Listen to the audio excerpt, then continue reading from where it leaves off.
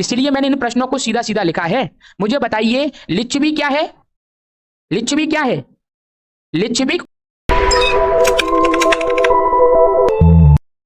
क्या कह रहा है पहली लाइन कि बज्जी जो है वो 8 कुलों का क्या था बेटा? संघ था, जिसमें लिच्छवी, विवेह और बज्जी थे।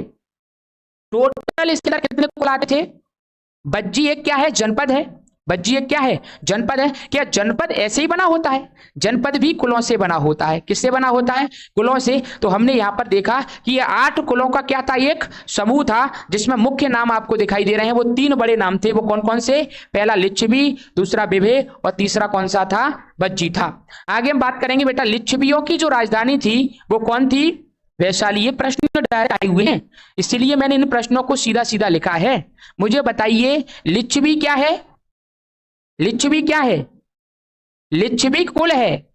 बात समझ ही नहीं रहे तुम लोग, ख्यालों में खो गए हैं। कुछ लोग तो बैठे जरूर हैं, ऐसे घूर जरूर रहे हैं, लेकिन मुझे पता पक्का दिल्ली एयरपोर्ट में घूम रहा।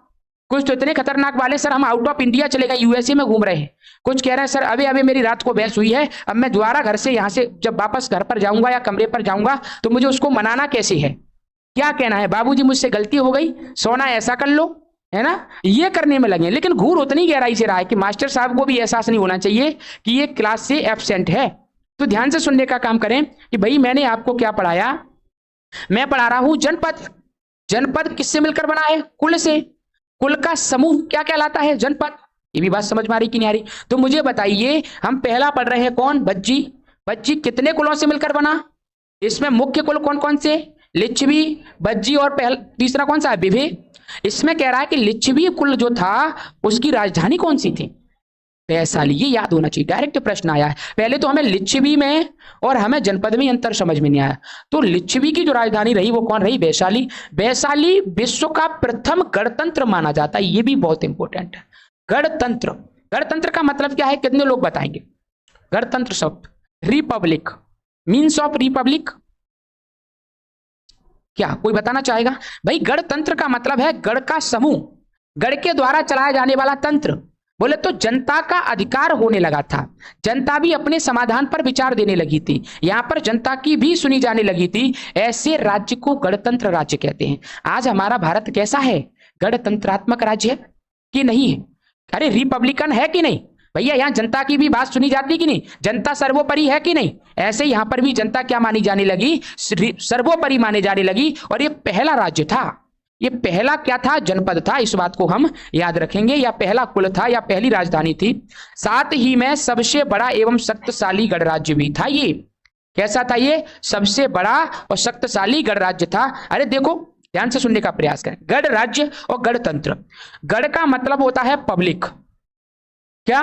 पब्लिक। सबसे पहले पब्लिक का अधिकार किस राज्य में मिला? वैशाली में। कहां मिला? कौन सी राजधानी है? वैशाली। अब वैशाली ही एक ऐसा मात्र राज्य बन गया है जो कि जनता की सुनने वाला है। तो सबसे पहला और सबसे बड़ा गणराज्य भी कौन होगा? गण राज्य बोले तो जनता की सुनने वाला राज्य, या जनता का जहां अधिकार प्राप्त हो चुका है वो राज्य। तो मुझे बताइए वो कौन कहलाएगा? वैशाली कहलाएगा। आगे चलते हैं बेटा। उत्तरी मल्ल की राजधानी जो है वो कौन थी? कुशीनगर, जो कि कहां पर आती है? वर्तमान में उत्तर प्रदेश में आती है। महात्मा बुद्ध की जो मृत्यु एवं दक्षिणी मल्ल की जो राजधानी है वो कहां पर हुई? पावा, जो कहां पर मिलता है आपको? बिहार में मिलता है। महावीर की मृत्यु हुई थी यहां पर। किसकी मृत्यु हुई थी? महावीर की मृत्यु भी यहां पर हुई थी। ध्यान से सुन लें दोनों वर्ड, दोनों वर्ड ध्यान से सुनेंगे, मैं समझाऊंगा। हर चीज उसी वे पे लिखी गई है जिस वे पे आपको समझाने का प्रयास किया जा सके। ध्यान से सुने। अगर हम बात करते हैं किसकी? पावा की, स्पेशली किसकी बात करें? पावा की। तो यहां पर मृत्यु किसकी हुई है? महात्मा बुद्ध की। किसकी मृत्यु हुई है? जो किससे संबंधित थे? बौद्ध धर्म से। अरे महात्मा बुद्ध किससे संबंधित है? बौद्ध धर्म से। बौद्ध धर्म से संबंधित व्यक्ति जो हुए जिनका नाम था महात्मा बुद्ध, इनकी मृत्यु कहां हुई? मल्ल की राजधानी पावा में। लेकिन बिहार की हम स्पेशली बात कर ले, बिहार, यहां पर महावीर की भी क्या हुई है? मृत्यु हुई है। महावीर की मृत्यु के लिए इन्होंने बिहार को रिप्रेजेंट किया है। किसको रिप्रेजेंट किया है इन्होंने? बिहार को रिप्रेजेंट किया है। तो इस बात को हम याद रखेंगे। हाँ है? हाँ, कुशीनगर आता कहां है? पीछे टेबल पढ़ा के आया हूं, अभी जाके देखना। हाँ, तो पावा एक राजधानी है इसकी, अरे इसकी राजधानी है पावा, बात समझ रहे हो कि नहीं। तो कुशीनगर और पावा बिल्कुल क्लोज एरिया है। इस बात को अपन टेबल के माध्यम से समझेंगे, पूरी टेबल पीछे लिखा दी गई है तो आपको पूरा क्लियर भी हो जाएगा। चलो आगे भी चलते हैं हम। अगला पॉइंट, अब महावीर की भी जो मृत्यु के लिए मेंशन किया गया वो कहां हुई, बिहार में। उत्तर प्रदेश में नहीं हुई, मध्य प्रदेश में नहीं हुई, राजस्थान में नहीं हुई, कहां पर हुई थी इनकी मृत्यु, बिहार में हुई थी। इस बात को भी हमें क्या करना है, अच्छे से याद रखना है। अगला पॉइंट हम याद रखते हैं कि उत्तरी कौशल की राजधानी जो है वो कौन रही बेटा, श्रावस्ती, जो कि साकेत, अयोध्या, सहित, महित, इन सभी नामों से इसको जाना जाता था एक्चुअली में। जबकि दक्षिणी कौशल की राजधानी जो रही वो कौन रही, कुशावती रही। डायरेक्ट हमें राजधानी के क्या करना है, नियम याद रखना है। पहला मैं क्या कह रहा हूं, कौशल की राजधानी, कौशल की राजधानी उत्तरी कौशल। कौशल को दो भागों में बांटा गया, देखो ध्यान से सुन लें। कौशल को कितने भागों में, एक तो नॉर्थ कौशल, दूसरा साउथ कौशल। नॉर्थ कौशल की राजधानी, नॉर्थ कौशल की राजधानी श्रावस्ती और साउथ कौशल की राजधानी कुशावती। ये दोनों बातें हमें याद रखना है। पहले तो कौशल को कितने भागों में बांटा गया, उत्तर में आने वाला कौशल का भाग उत्तरी, दक्षिण में आने वाला कौशल का भाग दक्षिणी। उत्तर में जो कौशल भाग था, कौशल का भाग था जिसे हम उत्तरी कौशल कह रहे हैं, उसकी भी तो अपनी राजधानी होगी ना। अरे कंट्रोल करने के लिए राजधानी बनाई जाती है, पूरे राजनीतिक सिस्टम को कंट्रोल करने के लिए क्या बनाई जाती है, उस राज्य की या उस जनपद की क्या बनाई जा रही है, राजधानी बनाई जा रही है। तो मुझे बताइए उत्तरी कौशल की जो राजधानी है वो क्या रही है, श्रावस्ती। जबकि वहीं हम बात कर ले कौशल का दूसरा भाग जिसे हम साउथ कौशल कह रहे हैं, दक्षिणी कौशल कह रहे हैं, उसकी राजधानी क्या है, कौन सी राजधानी है, उसका नाम है कुशावती। बात समझ में आ गई। तो कौशल से सीधा याद रख सकते हो कुशावती, के फॉर कौशल और के फॉर कुशावती। तो इस प्रकार से हम लिंक कर सकते हैं। द्रौपदी जो थी पांचाल महाजनपद से आती है। अभी हमने पांचाल पढ़ा, पांचाल कहां आता है, किस राज्य में, पांचाल किस राज्य में आता है, पीछे टेबल में पढ़ा के आया हूं, दिखाई दे गया, दिखाई दे गया। अय छत्र बरेली यूपी में आता कि नहीं आता, बोलो आता है कि नहीं आता, किसी को कोई परेशानी है, चलो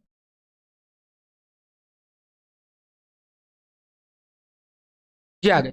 तो मुझे बताइए, हम देख रहे हैं किसको, द्रौपदी पांचाल महाजनपद से आती हैं। तो द्रौपदी जी जो रही वो किस महाजनपद की है, 16 जनपद में से एक महाजनपद हुआ जिसका नाम है क्या, पांचाल। इसलिए हम पांचाल नरेश की सुपुत्री कहते हैं इसको। ये जो द्रौपदी जी रही वो किसकी सुपुत्री थी, पांचाल नरेश की सुपुत्री थी। उन्होंने एक स्वयंवर करवाया था, क्या करवाया, स्वयंवर। और उस स्वयंवर में क्या किया गया था, उस स्वयंवर की क्या कहानी है, कैसे इनका विवाह हुआ था, स्वयंवर किस प्रकार का था, ये क्या टारगेट दिया गया था, वहां जो राजा आए थे उनको मछली की आंख को भेदने का काम करना था। एक मछली ली गई थी और मछली एक घूमती हुई मछली थी। कैसी थी वो मछली, केवल घूम रही थी और उस तेज दौड़ती हुई मछली, क्योंकि उस मछली की स्पीड बहुत ज्यादा थी। मतलब ऐसा थोड़ा है कि ये वहीं चल रही होगी, लहरा रही होगी, फिर रुक गई होगी, बढ़िया वो तो इतने में तो कहा मछली की आंख का, मछली की चारवां आंख को निपटा देता। लेकिन जो मछली उसमें डाली गई वो ऐसी मछली थी कि जिसकी रनिंग या स्पीड जो थी बहुत तेज थी। अब ऐसी स्पीड वाली मछली की आंख को भेदना वो ना के बराबर माना गया कि भाई ये आसान नहीं है, आप इतनी आसानी से इसको भेद नहीं सकते हैं। तो फिर आप देखते हैं कि ऐसी परिस्थिति में विजय जो होती है वो किसकी होती है, अर्जुन की होती है। किसकी होती है, अर्जुन की, क्योंकि अर्जुन जो रहे वो बेस्ट धनुर्धारी थे अपने समय के, बेस्ट धनुर्धारी अपने समय के नहीं, वो आज तक के भी जो धनुर्धारी रहे हैं। तो कहीं ना कहीं अर्जुन जी ने क्या किया, उस मछली की आंख को भेदने का काम किया। बात समझ रहे हो कि नहीं। अर्जुन से एक प्रश्न का जवाब पूछा गया था उनके गुरु ने, उनके गुरु का नाम क्या था जिन्होंने इनको शिक्षा दी थी, गुरु द्रोणाचार्य। इतिहास पुरानी कहानियों के नाम पे तो मर से जाते हैं, ऐसा लगता है कि सर जाने कब की सदियों की पुरानी बात है पूछना जो हमने अभी सुनी ही नहीं। गुरु द्रोणाचार्य ने जब इनको सिखाया तो सिखाने पर इनसे पूछा गया कि भाई पेड़ पर एक चिड़िया बैठी थी, ऐसी कहानी सुनी है, पेड़ पर कौन बैठी थी, एक चिड़िया। सभी लोगों से, पांचों पांडवों से उन्होंने क्रम बाई क्रम एक धनुष पकड़ा करके, तीर कमान देकर के पूछा कि बेटा तुझे पेड़ पर क्या दिखाई दे रहा है। तो किसी का जवाब आया कि सर मुझे पूरा पेड़ दिखाई दे रहा है, किसी ने कहा सर मुझे आसमान सहित पूरा पेड़ दिखाई दे रहा है, किसी ने कहा सर पीछे एक सुंदर कन्या घूम रही है, मुझे उस पेड़ के आर पार दिखाई दे रही है, वो भी दिखाई दे रहा है। लेकिन जब वक्त आता है अर्जुन का, क्योंकि अर्जुन को पता था टारगेट दिया गया चिड़िया को मारने का, किसको मारने का, चिड़िया को मारने का जब टारगेट दिया गया है, तो अर्जुन से पूछा गया कि बालक तुझे क्या दिखाई दे रहा है। तो बालक ने एक ही जवाब सीधा दिया कि सर मुझे ना तो, उन्होंने बोला कि गुरु ना तो मुझे पेड़ दिखाई दे रहा है, ना मुझे चिड़िया दिखाई दे रही है, मुझे तो केवल और केवल चिड़िया की आंख दिखाई दे रही है। क्या दिखाई दे रही है, आंख दिखाई दे रही है। तो इस प्रकार से हम कह सकते हैं कि जब हम तैयारी करें, क्या करें, तैयारी, तो हमें सब कुछ दिखाई नहीं देना चाहिए। अगर हमें सब कुछ दिखाई देगा तो बेटा आप जीवन में अपने वास्तविक लक्ष्य पर कभी नहीं पहुंच सकते। ये सच्चाई है। अगर आपको अपने वास्तविक लक्ष्य पर जाना है तो क्या क्या छोड़ना पड़ेगा ये मैं आपको बताता हूं। पहला तो आपको जो नींद लेते हैं सुबह से लेकर शाम तक, यहां से जाने के बाद यहां आने से पहले जो नींद ले रहे हैं, बोले तो सर 24 घंटे में से 14 घंटे तो हम सोते हैं। अगर ऐसी कोई नींद लेता है तो पहला काम तो इसको छोड़ना पड़ेगा। दूसरा काम भौतिक सुख सुविधाएं, कि नहीं सर मुझे तो सुख सुविधाएं चाहिए, एसी में सर बैठना चाहिए, पंखे में सर लेटना चाहिए, खाना टाइम से टेबल पर रखा होना चाहिए, कॉफी टाइम से आ जानी चाहिए, चाय भी मम्मी अदरक वाली टाइम से लाके टेबल पर रख दें, ये सब सुविधाएं रख दें। तो इनसे भी हमें क्या करना पड़ेगा, थोड़ा सा दूर रहना पड़ेगा। अगर मिल रही है सुविधाएं अच्छी बात है, नहीं मिल रही है तो परेशान नहीं होना है। खासकर यार दोस्त मित्र जो होते हैं इनसे तो बहुत बच के रहना है बेटा। सबसे ज्यादा बर्बाद भी आपको यही करते हैं और सबसे ज्यादा आबाद भी आपको यही करते हैं। एक सच्चा मित्र आपको बर्बाद भी कर सकता है आपके हिसाब का, और एक सच्चा मित्र आपको आबाद भी कर सकता है। एक तो वो मित्र होता है कि बेटा तेरा एग्जाम है, मैं अभी ये काम अपना अकेला कर लूंगा, तू लेकिन भाई पढ़ ले, तेरा सिलेक्शन होना बहुत जरूरी है क्योंकि तू सिलेक्शन के लायक है। हम तो भले ही गंवार घूम रहे हैं लेकिन तेरा ही सिलेक्शन हो जाए तो हमारी भी इज्जत बन जाएगी। ऐसा सच्चा मित्र मिलना आज के जमाने में असंभव है, ये भी बात आप लोग जानते हैं। तो इसलिए हमें काफी सुविधाएं, शादी पार्टियों में जाना, रिलेशन में जाना, किसी का फोन आ गया मामा जी का, कहा बेटा कहाँ हो, हाँ मामा पढ़ रहे थे, नहीं थोड़ा आ जाओ 1 घंटा के लिए चल रहा है, बिल्कुल बिल्कुल, किताब पेन तुरंत रखी, मामा जी को स्पष्ट कह दो मामा अभी मैं 2 घंटे नहीं आ सकता, मैं अभी नहीं आ सकता। 2 घंटे बाद अगर आपका काम मेरे से बन रहा हो तो मैं समय निकाल लूंगा, वो भी आधे घंटे के लिए, अगर काम आधे घंटे का है। क्योंकि बेटा सच्चाई यही है, जब आप अपनी जिंदगी पर आ जाओगे ना, जब आपसे अपनी लाइफ शुरू हो जाएगी, जब शादी हो जाएगी, ब्याह हो जाएगा, बच्चे हो जाएंगे, तो माँ बाप भी एक बार के लिए लात मार करके घर से बाहर निकाल देते हैं और कहते हैं बेटा अब तू अपना जाके कर। तो यार दोस्त मित्र और रिश्तेदार तो किस खेत की मूली हैं, बात समझ रहे हो कि नहीं। तो ये बात हमें समझनी पड़ेगी, क्योंकि जब वक्त बुरा आता है ना तो इंसान आपको बुरा समझने लगता है, चाहे वो कितना भी बुरा क्यों ना बना रहे। तो इसलिए हमें अपनी परिस्थिति से खुद ही लड़ना है, खुद ही उस टारगेट तक पहुंचना है। तो ये हमें थोड़ा सा सोच के चलना पड़ेगा। इधर ध्यान से देखें, कृष्ण सूरसेन मथुरा के राजा थे। बुद्ध काल में यहाँ का राजा कौन हुआ था, अवंती पुत्र था। यहाँ देखें जो कृष्ण थे, कौन थे, कृष्ण सूरसेन, जो कि कहाँ के राजा थे, मथुरा के राजा थे। कहाँ के राजा थे भैया, मथुरा के। बुद्ध काल में यहाँ का राजा जो था वो अवंती का पुत्र था। ये कौन, सूरसेन। सूरसेन बुद्ध काल में जो अवंती का शासक हुआ, जिसका नाम जानकारी में नहीं है, लेकिन उनके पुत्र कौन है, सूरसेन, और उनके भी पुत्र कौन रहे हैं, कृष्ण रहे हैं। इस बात को हम बताने का प्रयास यहाँ कर रहे हैं। महाभारत कालीन हस्तिनापुर नगर की अगर हम बातचीत कर लें तो कुरु महाजनपद राज्य में ही आता है। मैंने अभी आपको बताया भी था, मैंने कहा कुरु जो रहे, कौरव जो रहे, वो कहां से आते हैं, कुरु महाजनपद से आते हैं। और कुरु महाजनपद में ही क्या हुआ था, महाभारत हुआ था। क्या हुआ था, महाभारत। दोनों बातें कुरु महाजनपद से याद कर लो।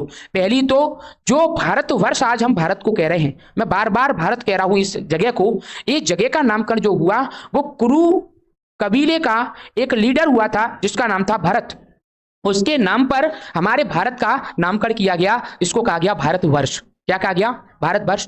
कुरुक्षेत्र में ही दूसरे जनपद का उदय होता है जिसका नाम कहते हैं हम, अब वो कबीला नहीं है, अब वो एक महाजनपद बन चुका है। उस महाजनपद का नाम है कुरु महाजनपद। और इस कुरु महाजनपद में कौन हुए, कौरव और पांडव आते हैं। और जब कौरव और पांडव बेटा आते हैं तो यहां पर एक घटना घटती है जो कि विश्व का सबसे बड़ा, सबसे विशाल, सबसे भयंकर और सबसे भयभीत युद्ध हुआ, जो कि आज तक की डेट में इतिहासकार है। इसका नाम है महाभारत। क्या नाम है, महाभारत। महाभारत कहां लड़ा गया था, कुरुक्षेत्र में लड़ा गया था। बोले तो कुरु महाजनपद में लड़ा गया था। इस बात को भी हम अच्छे से क्या करेंगे, याद करेंगे। आगे चलते हैं बेटा। उत्तरी भवंती नहीं कहेंगे, अवंती कहेंगे। कि राजधानी जो है बेटा वो कौन थी, उज्जैन, जिसको दूसरा नाम क्या कहते हैं, उज्जैनी कहते हैं। अवंतिका, जबकि दक्षिणी अवंती की राजधानी जो हुई थी वो महिष्मती हुई थी। इस बात को याद कर लें।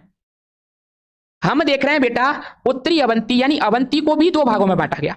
अवंती को कितने भागों में, उत्तर में आने वाला उत्तरी अवंती, नॉर्थ अवंती, दक्षिण में आने वाला साउथ अवंती या फिर दक्षिणी अवंती। उत्तरी अवंती की राजधानी कौन है, वर्तमान जिला, जिसको हम क्या कह रहे हैं, उज्जैन कह रहे हैं। उज्जैन का दूसरा नाम उज्जैनी, एक और नाम अवंतिका। क्या नाम है, एक और नाम अवंतिका। तो एक सिंपल सा बात। और हम बात कर रहे हैं दक्षिणी अवंती की, उसकी राजधानी कौन हुई, माहिष्मती। कौन हुई भैया, माहिष्मती। तो याद कर लो सिंपल सी भाषा में कि अवंती को, पहली बात तो अवंती महाजनपद कहां पर आता है, किस राज्य में, वर्तमान में किस राज्य में है, अवंती राज्य वर्तमान में किस राज्य में है, समझदार आसपास है, नहीं दिखाई नहीं दे रहा भैया। मैं बार बार बोल रहा हूं कि अवंती महाजनपद वर्तमान में मध्य प्रदेश राज्य में है। अरे उज्जैन राजधानी है तो कहां होगा, होगा कि नहीं होगा। तो फिर मर काय के ले जाते हो, ऐसा लगता है जैसे पोलिया सा निकल रहा हो दिमाग में से है। इधर ध्यान से देखें, मैं क्या कह रहा हूं कि वर्तमान में अवंती जो है वो किस राज्य में, मध्य प्रदेश में। अवंती को कितने भागों में बांटा गया? पहला उत्तरी अवंती, इसका राजधानी जो रही वो कौन रही? उज्जैन, जो हम अच्छे से जानते हैं। दक्षिणी अवंती की राजधानी माहिष्मती, इस बात को भी याद रखेंगे। अभी मैं इससे ऊपर एक महाजनपद को भी दो भाग में बांट के आया हूं, वो कौन सा है? उसको भी उत्तरी और दक्षिणी बांटा गया है। कौशल। कौन सा है? किसने जवाब दिया था? ये जवाब कौशल, बिल्कुल सही जवाब। ऐसे ही याद रखना है बातों को। तो कौशल जो है वो भी दो भागों में बांटा गया। महाभारत काल में चेदी राज्य का शासक जो हुआ था वो कौन था? शिशुपाल, जिसका वध कृष्ण के द्वारा किया गया था। कृष्ण के साले थे ये। कौन थे ये?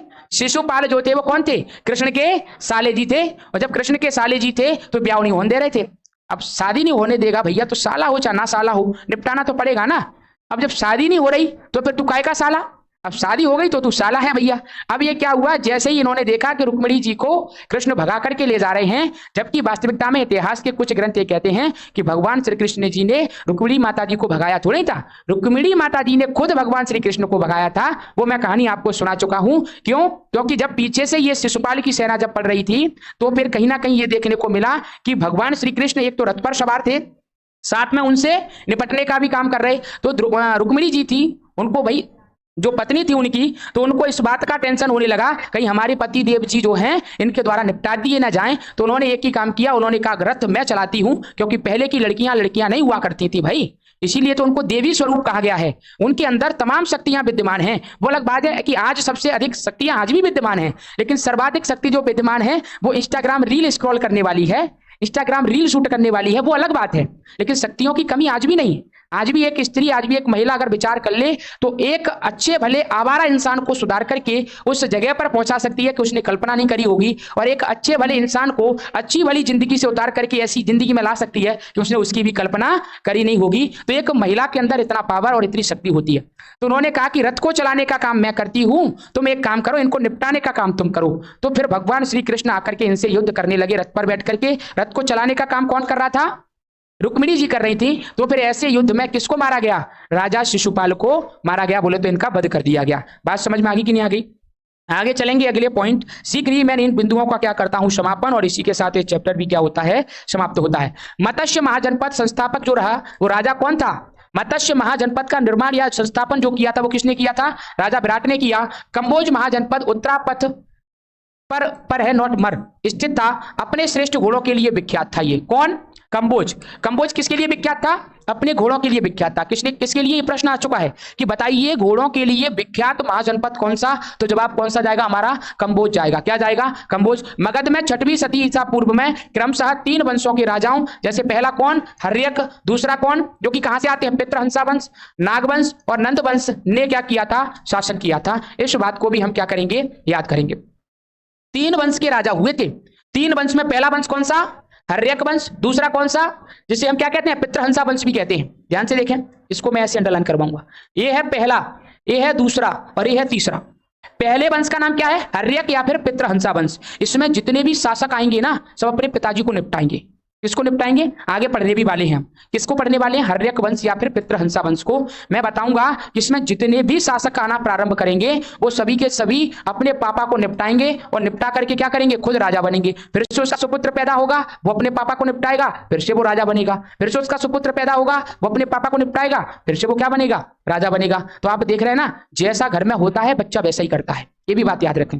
घर में जैसा माहौल होगा बच्चा भी उसी माहौल के बनकर के क्या हो जाएगा? तैयार हो जाएगा। जैसे ही वो अपने पिताजी को निपटा रहा था उसने कहा तूने तो अपने पापा निपटावा, तो मैंने कहा गलत करते हो कछू। बात समझ रहे कि नहीं समझ रहे? तो ये कहानी कहीं ना कहीं चलती है। अगला वंश कौन सा आता है फिर इसमें? नागवंश। और तीसरे नंबर पर कौन आता है इसमें? नंद वंश आता है, जो कि हम अच्छे से देखते हैं। मगध पर इन लोगों ने क्या किया था? शासन किया था। इसीलिए हम मगध को अच्छे से पढ़ने वाले हैं। बात समझ में आ गई कि नहीं आ गई? तो मगध पर कितने लोगों ने शासन किया?